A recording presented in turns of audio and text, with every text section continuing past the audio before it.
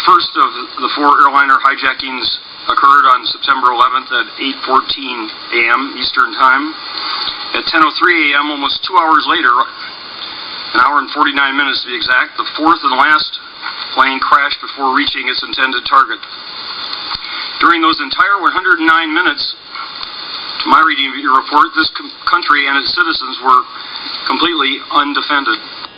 We started to hear that they knew that Flight 11, the first flight that hit my husband's building, American Airlines Flight 11, was a known hijacking somewhere around 8:20 in the morning.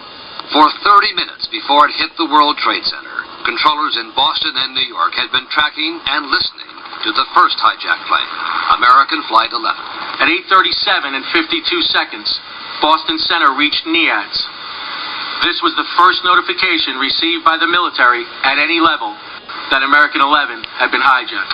We have a problem here. We have a hijacked aircraft headed towards New York, and we need someone to scramble some F-16s or something up there to help us out.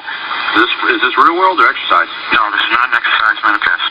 There were 2 F-16s from the 177th Fighter Wing in Atlantic City, Air National Guard unit, doing bomb sorties over the Pinelands of New Jersey, 8 minutes away from Manhattan.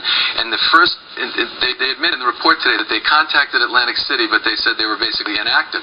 So you had 2 F-16s 8 minutes away that could have stopped, potentially thwarted AA-11, not to mention the second flight. So what about that?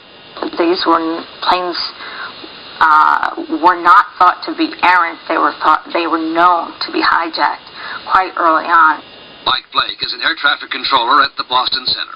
American 11 had stated on the frequency that we have more planes. In fact, controllers knew a second plane, United 175, was right behind the first one and notified top officials. When you started looking at how could that plane be flying around the skies as a hijacking and then hit a building, and then have a second plane hit a second building at 9:03, and then have the Pentagon, which is supposed to be our country's defense, get hit at 9:40 or 9:38 with a third plane, and then have the final plane go down in Pennsylvania at 10:03 or 10:06.